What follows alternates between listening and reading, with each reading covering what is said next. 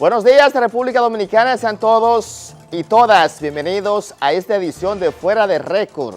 Domingo 7 de agosto, está llegando el día, muchas expectativas en el quehacer político nacional. Saludos también especiales a los dominicanos que nos ven a través de Main TV, Canal 24 para Estados Unidos. Miren, señores, quiero comenzar con un tema que en la semana me ha llamado mucha preocupación. La Policía Nacional está en la mirilla no solo de la población, hay un hervedero humano al interno de la institución del orden. Ciertamente confirmé con una fuente que pocas veces me falla, de que hay una decisión hasta peligrosa para el país, de que varios agentes, recursos humanos, me informan que están llenos de cita de agentes que están listos para pedir su baja a propósito de esta situación de la aprobación de la reforma policial. Esta reforma policial en la forma es una salvación a propósito de la situación que se ha generado con el tema de la seguridad en la República Dominicana. Sin embargo, en el fondo es normal los cambios, la población siempre se resiste a los cambios, la población, las instituciones, todo el engranaje social se resiste siempre a los cambios, eso es por naturaleza hasta psicosocial.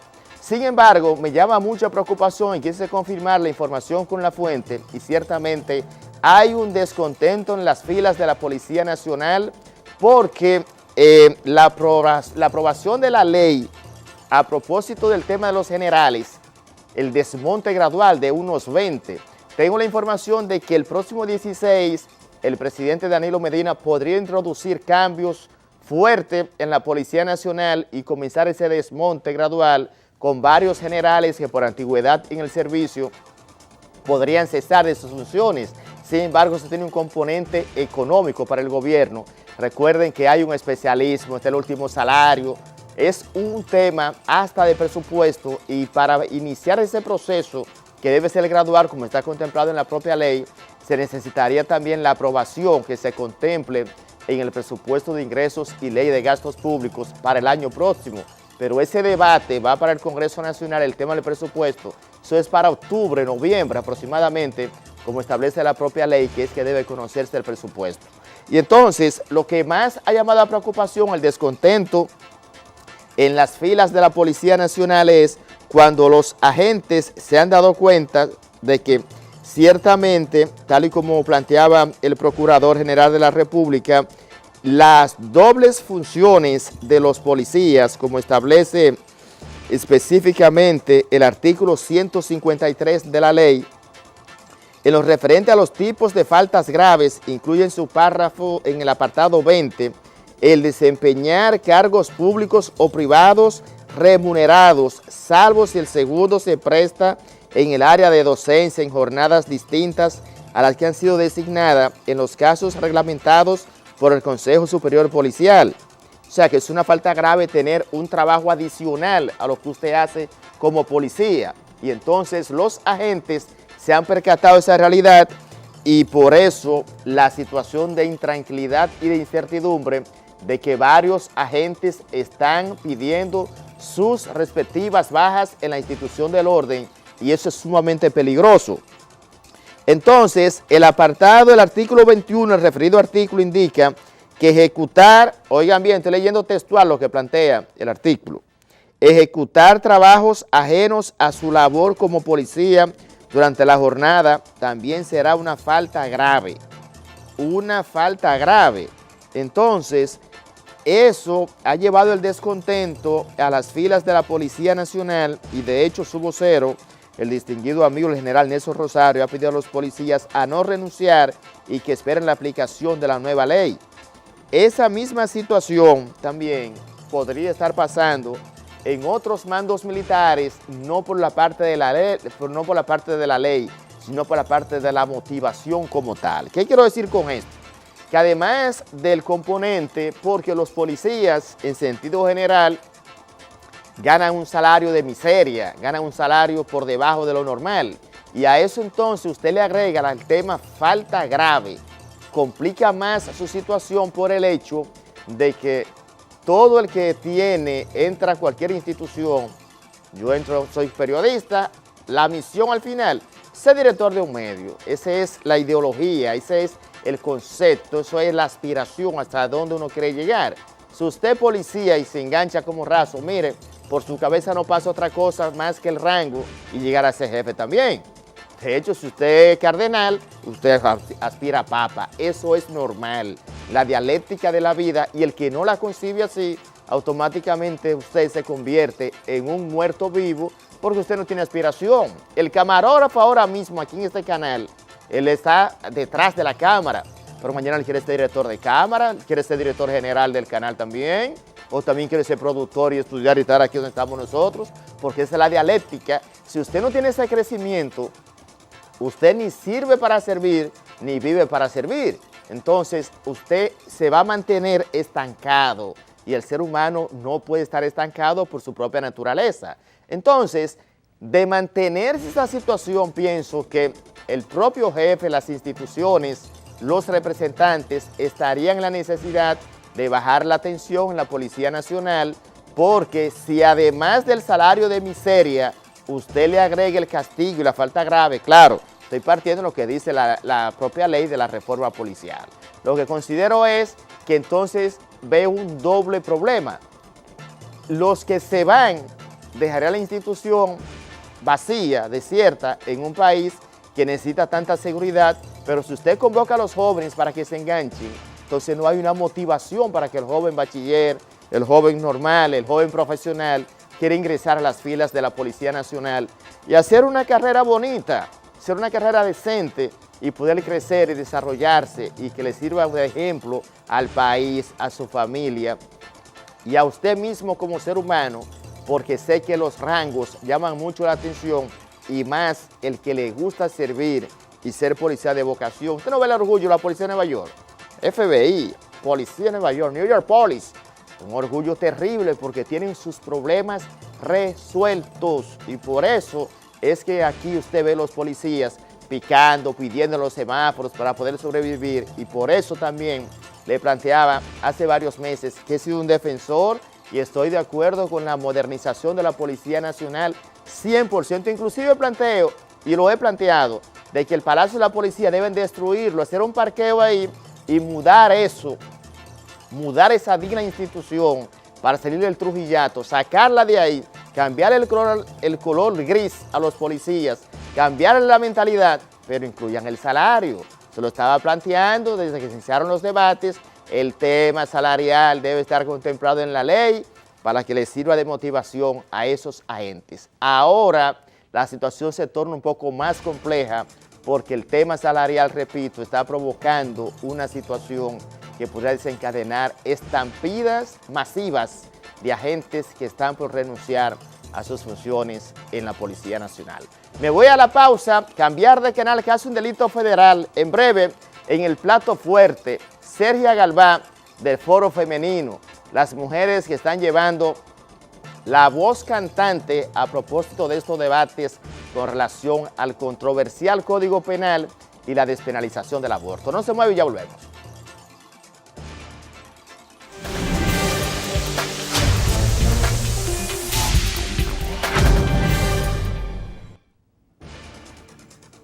Saludos República Dominicana, tal y como le habíamos adelantado en la introducción del programa, ya nos acompaña en este plato fuerte la entrevista principal, Sergia Galvá, una dirigente popular, conocida y además de eso, una luchadora incansable a beneficio de los derechos de la mujer. Bienvenida, Sergia. Buenos días, muchas gracias, encantada de estar aquí en Fuera de Récord.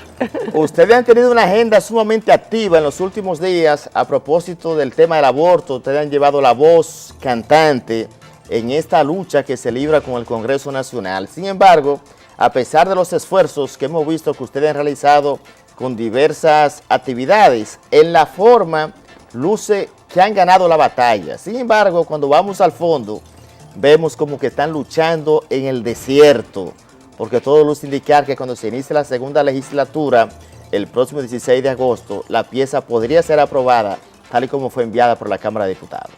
¿Qué le parece a ustedes? Eso está por verse. ¿Ustedes creen que están dadas las condiciones para su postura se haga sentir? Sí, Oye, yo te digo, nosotros tenemos, la lucha por el Código Penal lleva 19 años, porque nosotros inmediatamente se creó la comisión que iba a redactar el código. En el 97 empezamos a hacer el trabajo. Y cuando yo miro en estos 19 años hasta donde hemos llegado, realmente es impactante. Yo creo que ha habido un avance significativo.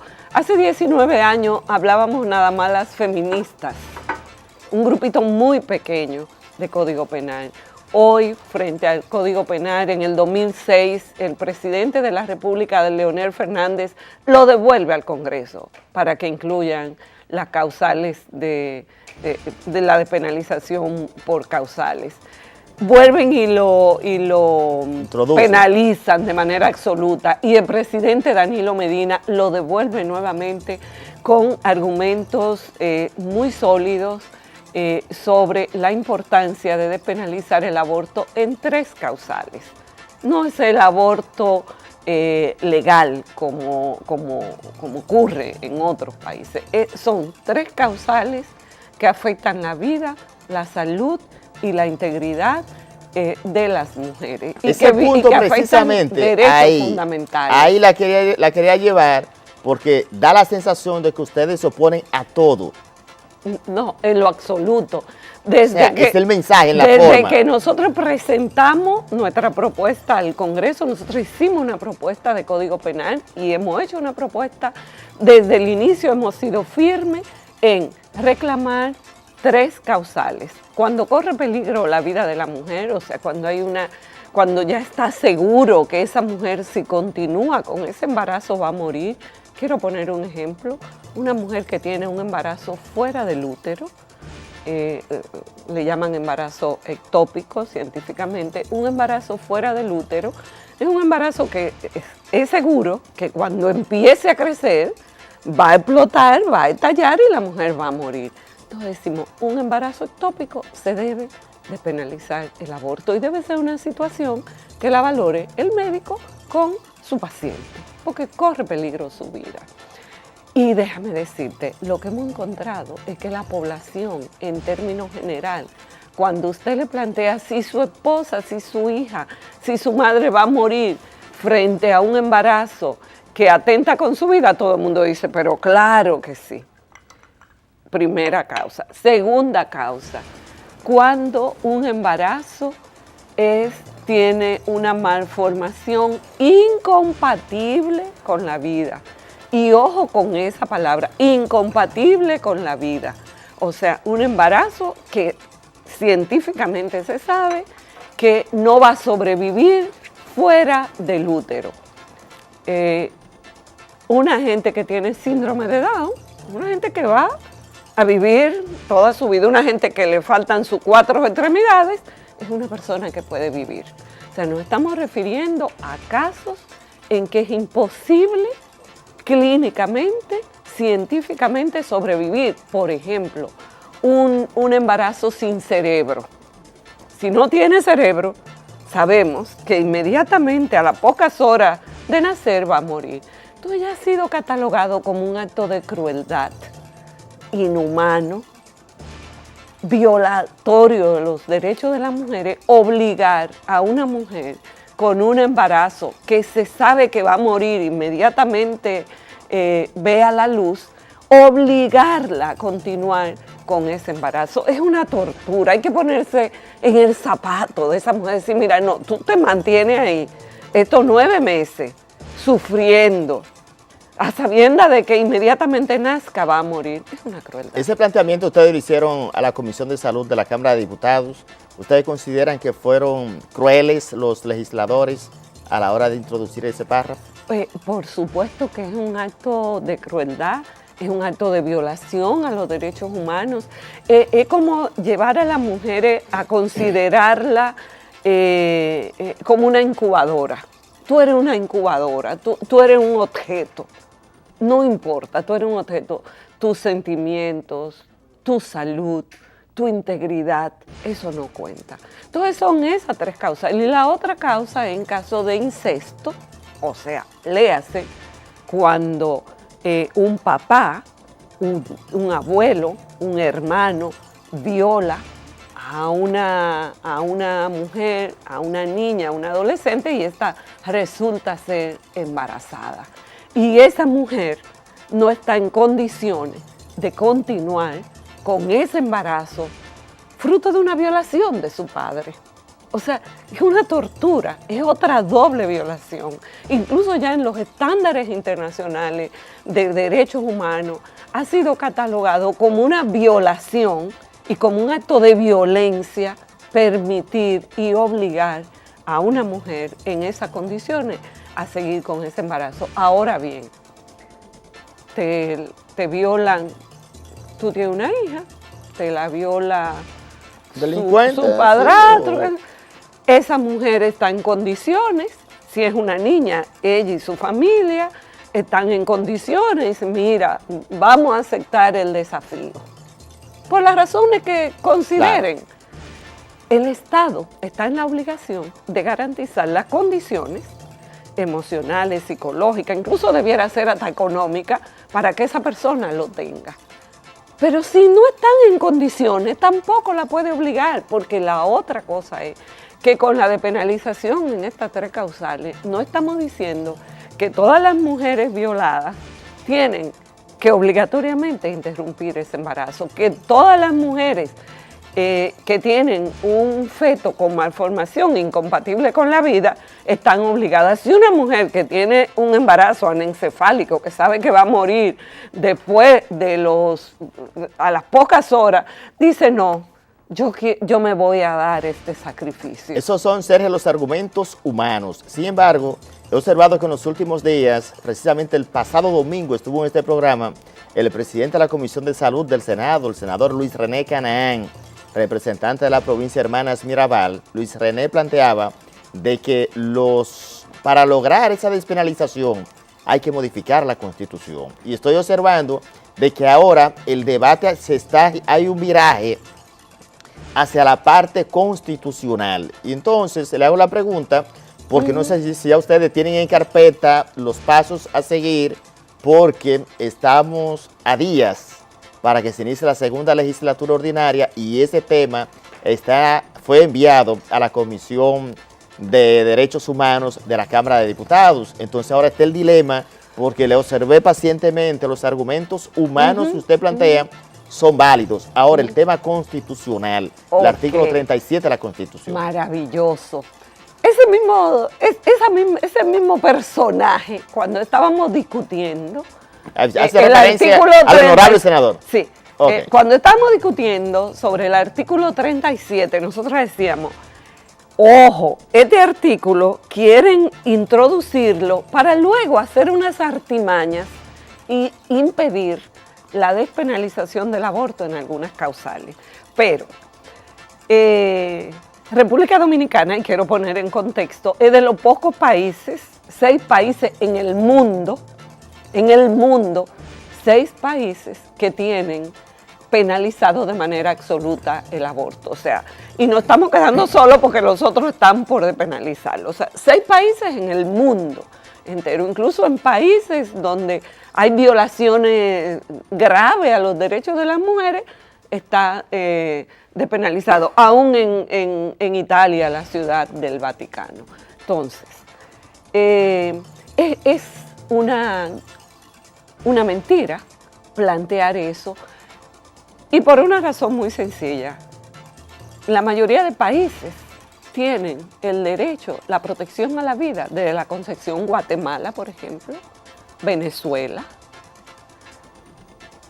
Portugal, donde incluso en Portugal, y fíjate que en Portugal es una despenalización de plazo.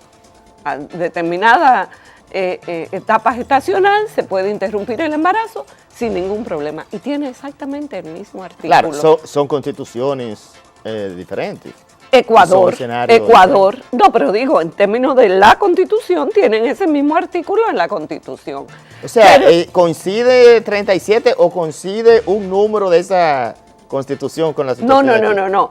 La vida es inviolable de la concepción hasta la muerte. El exactamente, concepto tienen eso. Muchas constituciones. en México, en la Constitución de México, tienen ese artículo. Y en la Constitución de México, en los 32 estados, está despenalizado el aborto terapéutico. Entonces, y la otra pregunta es, ¿y acaso la protección del derecho a la vida no incluye a la vida de la mujer? ¿Acaso ese artículo dice la vida es inviolable desde la concepción hasta la muerte para el feto? ¿Acaso dice que para el feto? Ustedes podrían recurrir, le quedaría una instancia, partiendo del escenario de que sea aprobado tal y como fue enviado por la Cámara de Diputados, porque la mayoría de los congresistas, todos los indicar de que se va a mantener apegado a la Constitución. Pero apegado a la Constitución. Y a ese artículo 37. Fíjate que apegado a la Constitución. Pero entonces, plantean ustedes, no descartan dónde recurrir, le quedaría una sola instancia, Tribunal Constitucional. Ok, pero antes de eso yo quiero decir, o sea, el presidente de la República va a mandar un artículo inconstitucional. El Ministerio de Salud Pública, que ya se pronunció sobre esto, el Ministerio de la Mujer, el Ministerio de Medio Ambiente, o sea, todas las instituciones, el Colegio Médico, la Sociedad de Ginecología y Obstetricia, o sea, todos los sectores que tienen que ver con el tema de la salud, que tienen que ver con el tema de garantizar la calidad de vida y la salud de la gente se han pronunciado. El Tribunal Constitucional tuvo en sus manos 3 recursos de inconstitucionalidad, donde planteaban el fondo, o sea, la forma y el fondo. La forma en que fue aprobado el Código Penal y el fondo.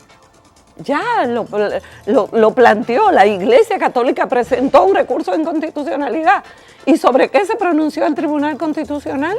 No se pronunció sobre el fondo. No dijo que era inconstitucional las 3 causales. Se refirió al procedimiento y dijo el procedimiento fue incorrecto y tenía el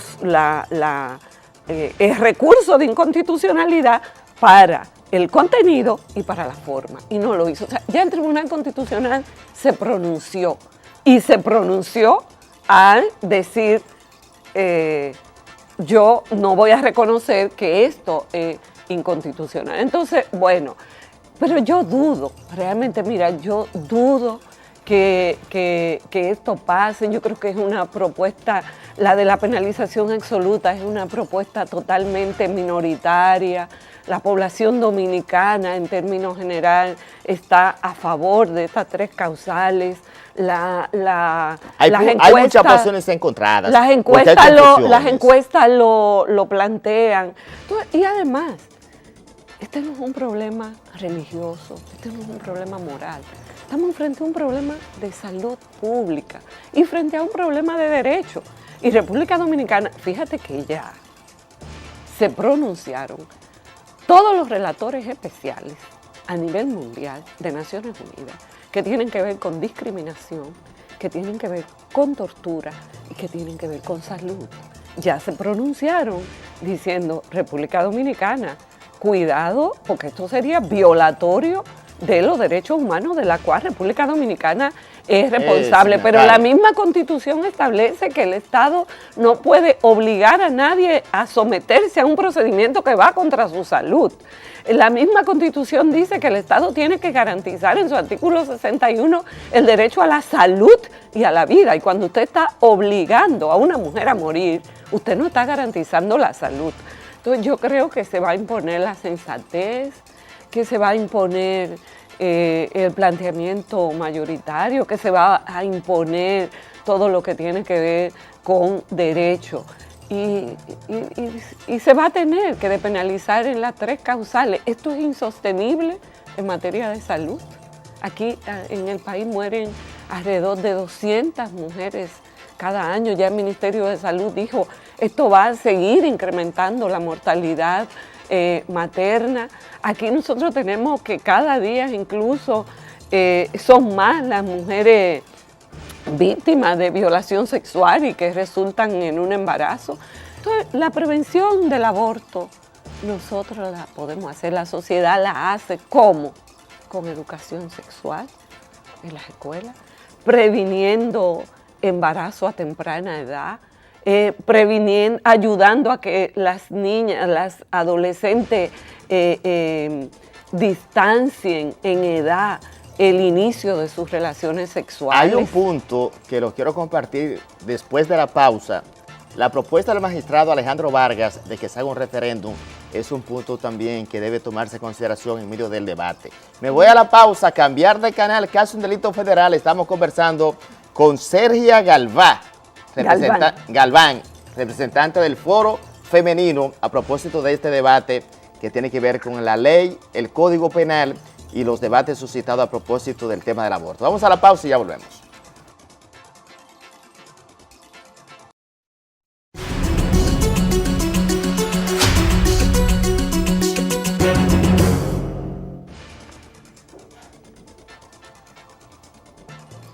Continuamos en esta entrevista principal conversando con Sergia Galván, representante del Foro Femenino, a propósito de estos debates con relación al tema del aborto. Antes de la pausa, le planteaba que ahora hay una propuesta que ha hecho el magistrado Alejandro Vargas de que se puede convocar un referéndum y que la población sea la que decide. ¿Qué le parece a usted esa propuesta? Sí, bueno, ya nosotros hemos expresado como foro, hemos expresado nuestro parecer, estamos en total desacuerdo con ese planteamiento. No parece totalmente fuera de lugar, no parece totalmente improcedente. Ya se han pronunciado también los principales constitucionalistas de este país con argumentos constitucionales. Usted no puede en un país someter a un referéndum si usted le garantiza y le protege la vida a alguien. O sea, es imposible tú hacer un referendo para decidir si un médico salva o no la vida de una mujer que va a morir por un embarazo que pone en riesgo su vida. O sea, hacer un referéndum en esos términos realmente sería violatorio de la misma Constitución. Entonces, por eso yo pienso que esto no va a tener mucha cabida. Bueno, ya los constitucionalistas se han pronunciado al respecto. Además, realmente es una táctica dilatoria. ¿Cómo? O sea, hacer un referéndum tiene unas implicaciones económicas millonarias, que esos millones debiéramos ponerlo en práctica para reducir la mortalidad materna, para reducir la muerte neonatal. República Dominicana es uno de los países de América Latina con mayor muerte neonatal, o sea, niños que nacen el primer mes de nacido. Encabezamos la lista en la región, sin que eso llame la atención, sin que eso preocupe. Necesitamos recursos para prevenir. Son alrededor de 200 mujeres que mueren cada año víctimas de mortalidad materna, la mayoría evitable. En los hospitales, que no tenemos muchas veces ni siquiera para garantizar el instrumental necesario para garantizar los servicios de calidad. Hospitales donde a veces no hay gasas, en los hospitales donde hay 2 en una cama, hospitales donde te tienen que poner frente a una fractura, muchas veces te tienen que contener las extremidades con botellones de agua, en hospitales donde recién nacidos están en una caja de cartón. Entonces, esa millonada que habría que gastar en un referéndum simplemente para favorecer una posición de doble, de falsa moral y una posición de una élite eclesial y religiosa que quieren imponer la religión como incidiendo en la política pública. La religión es un asunto de la vida privada, esto es un asunto de salud pública, esto es un asunto de derecho. Por demás, además del costo económico que debiera invertirse en eso, aquí se está negando dar el 5% al sistema de salud. Aquí se está negando a aumentar los salarios de los profesionales de la salud. Entonces, vamos a sacar una millonada para invertirla en un referéndum, donde esta población sabe lo que hay que hacer, donde ya el Ministerio de Salud ha dicho lo que hay que hacer, donde el Ejecutivo a través de la observación presidencial dijo lo que hay que hacer y donde todos los ciudadanos en República Dominicana saben lo que hay que hacer, sin doble moral, porque no es verdad que hay un ciudadano que le digan, si tu esposa, si tu madre, si tu hermana va a morir por un embarazo que amenaza su vida, tú le vas a decir, doctor, déjela morir. ¿Usted considera una doble moral de quién? Una doble moral de todos los sectores, de lo que están planteando el referéndum, pero de lo que se oponen también a la despenalización en estas 3 causales, porque la despenalización no previene la ocurrencia de los abortos. La penalización absoluta lo que hace es incentivar esta práctica clandestina, esta práctica irregular, esta práctica ilegal del aborto, que pone en riesgo la vida de las mujeres. ¿Y la vida de quién? No la vida de la esposa tuya, no la vida de los senadores, no la vida de las esposas de los diputados, la vida de las mujeres pobres, esas que tienen que, frente a un embarazo que amenaza su vida, frente a un embarazo fruto de una violación, tienen que recurrir a métodos clandestinos, que además es costoso, porque todo lo que promueve es un mercado ilegal de práctica de servicio de aborto. Entonces, nosotros tenemos que romper con eso. Si realmente nosotros queremos despenalizar el aborto, está claro, el aborto se previene. Si queremos prevenir el aborto, está claro lo que hay que hacer, es con educación sexual, es con acceso a métodos anticonceptivos. Pero aquí no se venden métodos anticonceptivos en la red de farmacia del pueblo. Aquí no se da educación sexual en las escuelas. Entonces, realmente, yo me pregunto, ¿dónde está la sensatez de todo esto? En países donde tienen despenalizado el aborto por estas 3 causales o por otras, son países donde ocurren menos abortos que en República Dominicana. Alrededor de 100.000 abortos ocurren aquí en República Dominicana. Bueno, el presidente de la Asociación de Clínicas Privadas hablaba de 290.000 abortos al año. Porque eso, lo que estamos incentivando es esa práctica ilegal en países, en Holanda, en Francia, en Italia, en Estados Unidos, ocurren menos abortos que lo que ocurren aquí en República Dominicana.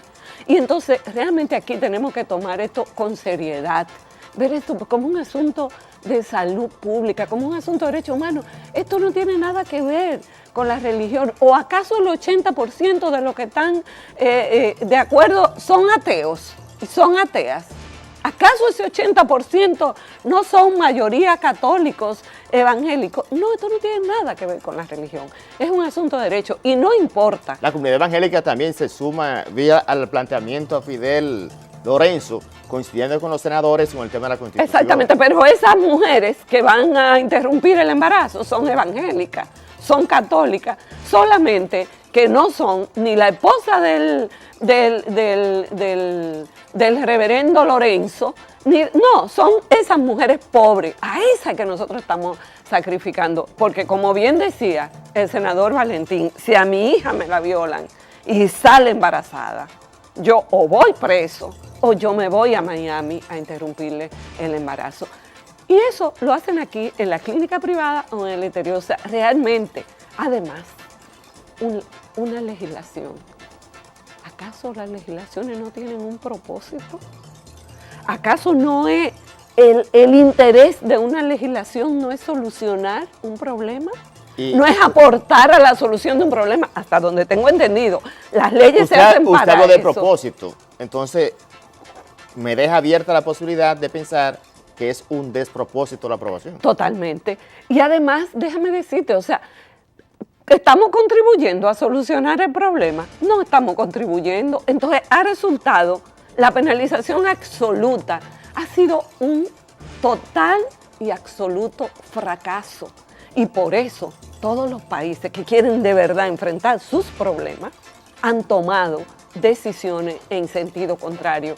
Aquí el 20% de la mortalidad materna está asociada al aborto en condiciones de riesgo. República Dominicana tenía el compromiso de los Objetivos de Desarrollo del Milenio de reducir la mortalidad materna. Tuvo que pasar la vergüenza de ir a Naciones Unidas y decir, no, no lo logré. República Dominicana lleva años haciendo planes para reducción de la mortalidad materna y no lo logra. Y por eso es que la ministra de Salud ha dicho no, se requiere de penalizarlo.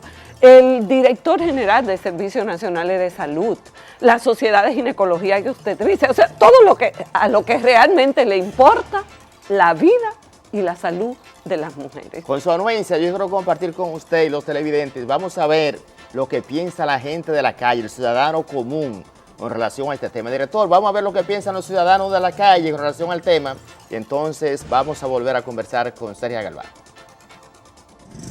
En realidad no, pero debiera de definirse si la Constitución prohíbe de que la mujer tenga que abortar en sus actos de cuando concibe un niño en la concepción, debiera de revisarse la Constitución de tal forma que se mantenga que la mujer, desde que concibe o cree o entiende que está en estado, se le dé un seguimiento como protección a que si fue violada por alguien, un joven o el que fuere, el gobierno tiene que buscar la forma de proteger ese niño y a la mujer y penalizar al violador, porque es el violador el que tuvo la responsabilidad.